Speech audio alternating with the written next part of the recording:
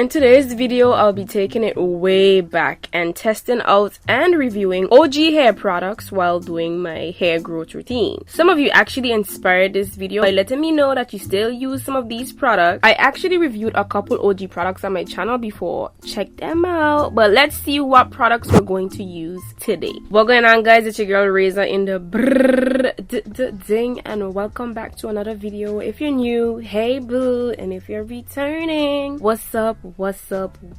We started off wash day by detangling my hair in the shower under running water. You guys know the drill, using my beat up wooden white tooth comb. Then we moved on to the shampooing process. We'll be using the original mane and tail shampoo for shiny, manageable hair. Well, that's what they said. Comment down below if you've used this product before or if you've used any of the products that I mentioned in today's video. Let me know how you feel about them. This shampoo claims to leave the hair soft and shiny. However, my hair felt very stripped, somewhat soft, but not too soft because my hair was really stripped. This would be perfect if your hair is really dirty from product buildup and you need a reset, like you need your hair to be very clean. This will do that for you. It did leave my hair shiny though. It's a basic shampoo and it does a job of cleaning the hair, maybe a bit too much. It can also be used to cleanse the body. I would rate it a 7 out of 10. A little does go a long way. I did use too much in the beginning. You really don't need much of this. Next, we have the conditioner from the original mane and tail, which can be used as a leave-in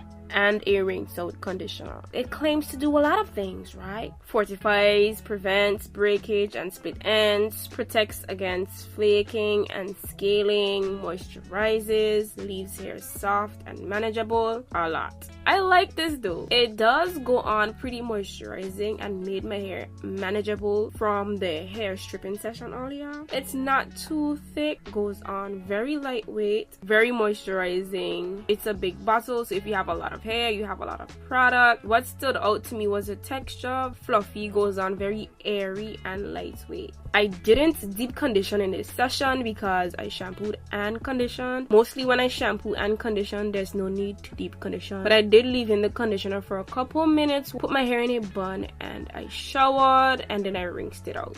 So what's next, Razor? Next up is the Lustrous Pink Moisturizing Lotion, which I'm sure the majority of you have used before. Everybody and their mom, their uncles, their aunts. I remember using it once or twice, but it wasn't a staple in my household. Did you use it before or do you like it? Sorry to interrupt, but I wanted to come on real quickly. Future Razor hair. I'm currently editing the video as we're talking right now. I am not ever going to tell you guys what products you're supposed to use on your hair, because at the end of the day, I just want you guys to use what works for you. That has been my message. There's an argument to everything. There's an argument to why you should not use these products. There's an argument why you should use the products. There's an argument why you should use this type of product and not that type of product. There's too many arguments about a place. Like, who has the time to argue? If you use a product and you like it, just continue to use the product. Granted, if you don't want to use certain ingredients, that's understandable. That's what you want to do, but that's not the same for everyone, because some information out there is not accurate as well. I basically did this video to show you guys that sometimes it's not about the products you use. Sometimes it is about that, but sometimes it's not about the products that you use. Sometimes it's just about your routine and how you take care of your hair. And I always want that message to be transferable when you watch any of my videos, as well as showing you in this video that you can try different things, see how it works. If it doesn't, then move on. You should be able to have fun with your hair. This claims to revive and protect hair, replaces moisture lost to heat styling, softens and smooths hair to promote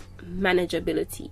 A lot. So I use this as my quote-unquote leave-in conditioner. It basically can be used as a moisturizer. I applied some of the product in my hair in the shower one time for the one time, so when I come out of the shower, my hair is manageable and ready to go. I don't have to apply much more, just apply little by little. So when I actually sit down and do my hair, I break it up into bigger sections, apply some more of the lotion, detangle with my Tangle Teezer. I did try using a Shine and Jam to sleek my edges up a little bit, but y'all, came to the conclusion that I actually hate this product and it's going in the garbage.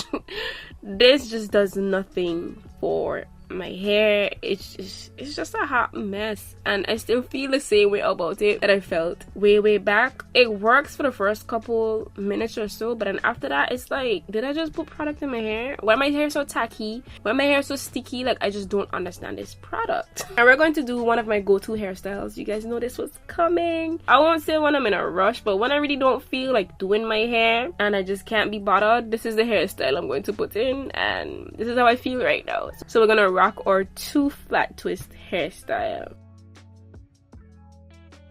Happy Tuesday. I actually refreshed my hair today. I should have filmed it for you guys, but I'll do that maybe tomorrow or the day after. I applied a particular product and used another product on the edges. Stay tuned to see what those products are. Girl, you okay? Why y'all be taking the hardest fall? Is it upside down? It's the next day and we're going to re-moisturize a little bit and refresh. The lotion still has my hair somewhat moisturized. I did re-moisturize maybe once or twice, can't remember. Spritz water, and now I'm going to seal with a grease. I'm using the Blue Magic olive oil. I don't need much, mostly my ends, a little bit on the top. Work that in, and you guys see my hair isn't giving me too much resistance because my hair is still pretty much hydrated and moisturized.